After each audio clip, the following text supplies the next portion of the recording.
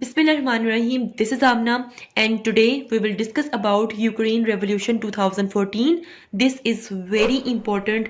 Reason इसके पीछे वही है कि यूक्रेन नेटो का हिस्सा बनने जा रहा था, यूरोपियन यूनियन के साथ अपने ताल्लुकात को बेहतर करने जा रहा था, जिसकी वजह से रशिया ने कुछ हर्डल्स क्रिएट की और ये रेवोल्यूशन हुआ यूक्रेन में। इसको अंडरस्टैंड करते हैं। यूक्रेन रेवोल्यूशन को रेवोल्यूशन ऑफ डिग्निटी भी कहते हैं, इसको मेडिन रेवोल्यूशन भी कहते हैं। ये स्टार्ट हुआ फेब 2014 में। कहानी स्टार्ट होती है 2013 से।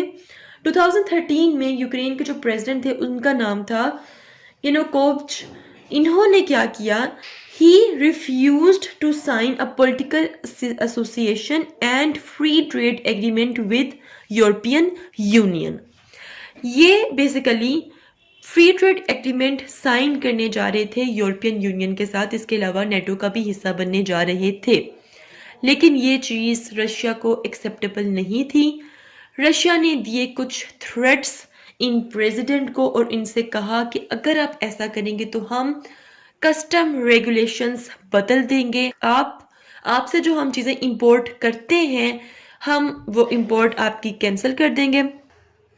इसके अलावा अगर आप ये डील साइन नहीं करेंगे तो हम आपको रिवॉर्ड भी देंगे, लाइक हम आपको $15 बिलियन लोन देंगे और इसके अलावा हम आपको बहुत चीप प्राइसेस पर गैस भी देंगे। एक तरह से आप समझेंगे रशिया ने यूक्रेन को रिश्वत देने की कोशिश की और उस वक्त के जो प्रेसिडेंट थे उन्होंने कहा ठीक है हम ये डील कैंसिल करते हैं, तो उन्होंने डील कैंसिल कर दी। अब ये जो चीज़ थी ये यूक्रेन के लोगों को एक्सेप्ट नहीं थी, उनको बहुत गुस्सा आया। उन्होंने कहा ये क्या तरीका होता है कि कोई भी मुल्क हमें आके इंटरफेयर करेगा और हमारा प्रेसिडेंट उसके मुताबिक फैसला करेगा। उनको बहुत गुस्सा आया।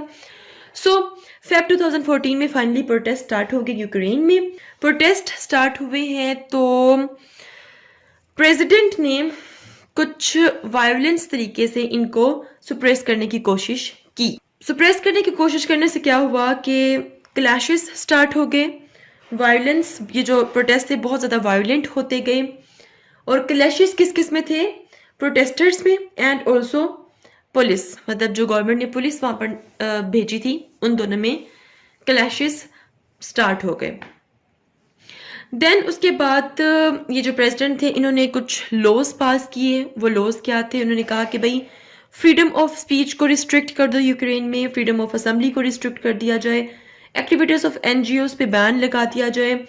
इसके अलावा उन्होंने जो प्रोटेस्ट हो रहे थे उनको भी रिस्ट्रिक्ट करने की कोशिश की। जब प्रोटेस्ट को रोकने की कोशिश की तो नतीजा इसका हो गया गलत।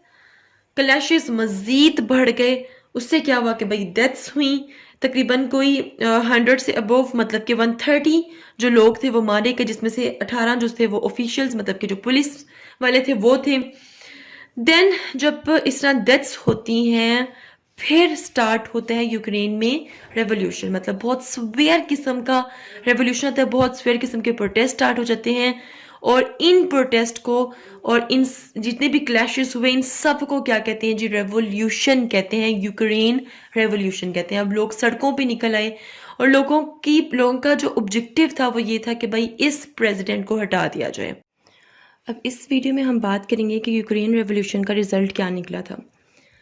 रिजल्ट ये निकला था कि जो ओपोजिशंस थे, मतलब कि जो लोग प्रोटेस्ट कर रहे थे, उनको विक्ट्री मिली, वो लोग जीत गए और जो प्रेसिडेंट थे यूक्रेन के उनको इम्पैच्ड कर दिया गया। मींस कि उनकी जो गवर्नमेंट थी उनको ओवरथ्रोन कर दिया गया। अब जब गवर्नमेंट उनकी चली गई है, उन्होंने जो भी नए नए लॉज लेकर आए थे, ठीक है, उनको दोबारा से अमेंडमेंट करना पड़ेगा। So restoration of 2004 amendments in constitution में अमेंडमेंट की गई और उसके बाद जो उनकी पुलिस फोर्स थी जिसका नाम बरकुट था उसको डिसॉल्व कर दिया गया। देन यूक्रेन के नए प्रेसिडेंट आए जिनका नाम था पेट्रो पोरोशेंको। इन्होंने आकर यूरोपियन यूनियन से वही डील दोबारा से साइन की, वही एग्रीमेंट साइन किया।